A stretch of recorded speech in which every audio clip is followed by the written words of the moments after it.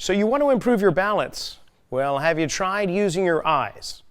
In this video, we're going to do just that. I'm going to show you 3 visual drills that may very well improve your ability to balance against gravity.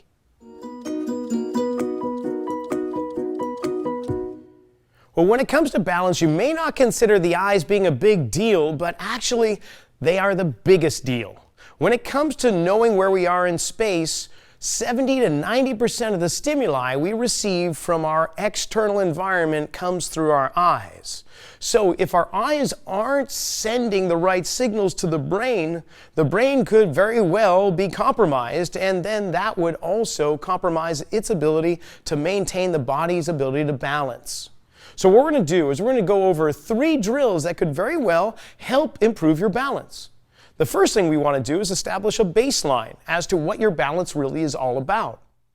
Now, a nice little assessment would be to just stand with your feet underneath you and get a sense of, as you stand there, how difficult is it or how easy is it to balance.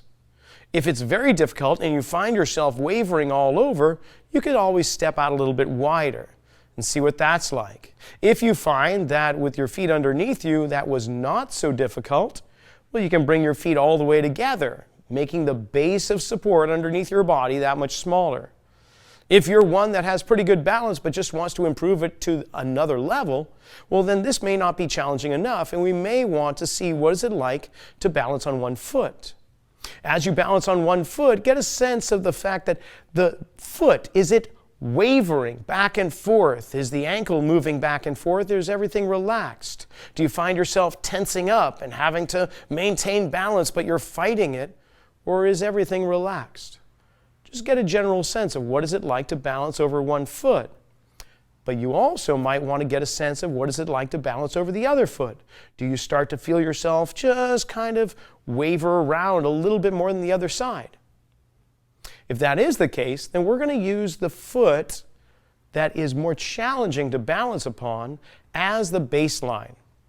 And for those that wanted to just stay with your feet together and you felt yourself wavering also, well, this might be a good baseline for you.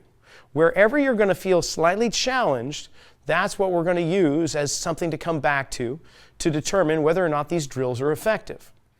So, one drill that we want to work on is your ability to focus on things close up as well as far away. Because primitively speaking, when we were back in the days of the caveman, we really needed to know if what we were seeing out there was food or if it wanted us to be food. So was it predator or prey? We needed to recognize this quite readily. And if we didn't really survive all that long.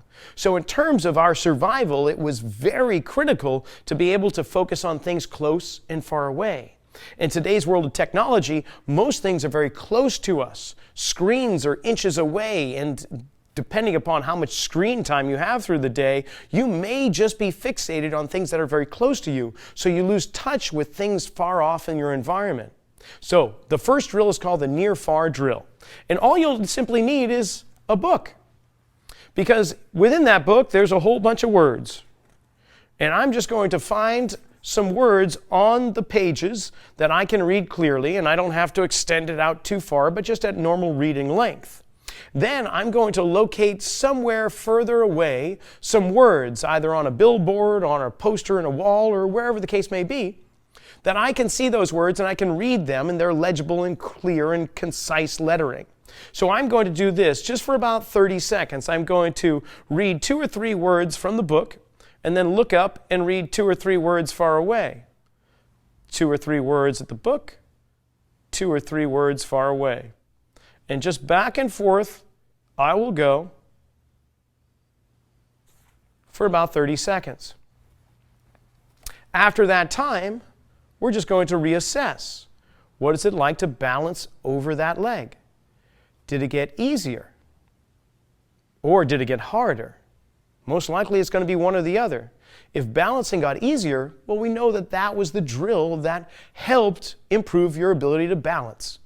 If it got harder, it could have been that, one, that was not a drill that your body was really into at that moment, or it could have been you did it too hard, or you were going back and forth too quickly. So you may want to try it again and then reassess your balance to see did that improve. Now, another one we could do is called eye spirals, because I want to be able to track objects that are moving toward me as well as moving away. So in this case, I'm just going to use this pen cap right here, and I'm going to stare at the pen cap. And as I start with my arm extended outward, I'm going to make big circles while staring at this pen cap.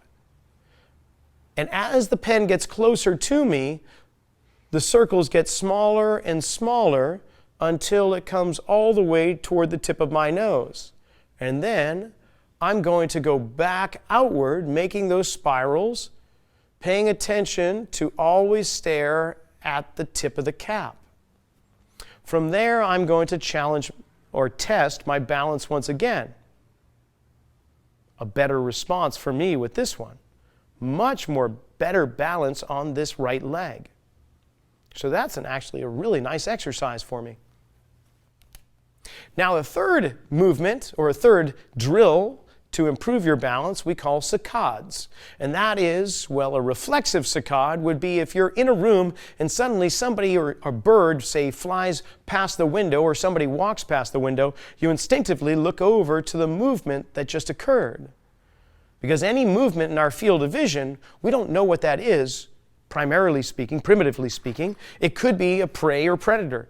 So we want to be sure that any movement that comes into our field of vision, we lock onto and recognize for what it is. So in that regard, what we're going to be doing are just having our thumb out here by our side that we can see both thumbs with both eyes. And I'm going to lock onto one thumb and then quickly look over to the other thumb and then lock onto the one on the right and then the one on the left. I'm going to keep my head still and not turn my head, but just use my eyes. And as soon as I see one thumb, I go to the other, go to the other. We do that for maybe about 15 to 20 seconds. Check your balance. Well, now I'm starting to waver here. That was a little bit too much for me. It's interesting. You wouldn't think that drills like this would greatly affect your balance until you actually try them. You're going to find some that improve your balance and some that actually deteriorate or decrease your ability to balance. It doesn't mean that those are bad drills, the one that decrease your balance. It means that it was a lot more stimuli than you were really ready for. And now, it may not get you breathing heavy and sweating profusely, but if you find yourself being stressed by these exercises, you might find your body temperature increase. You might find yourself blinking or tearing up. You may find yourself gripping with your hands or muscles tightening up. You definitely would have a limited range of motion compared to before doing those drills. There's a whole bunch of ways that the body's going to respond if it feels like that was too much. So what you're going to do for now is, out of those 3 drills, choose the 1, 2, or all that gave you the best benefit, that gave you the best balance. Now remember, down in the bottom right screen, you'll see that little dark red rectangular subscribe button. If you like this video and you want to see more, just click on that, and any new video comes your way, it'll be emailed and give you an alert to it. Let me know how this goes, and good luck with your balance.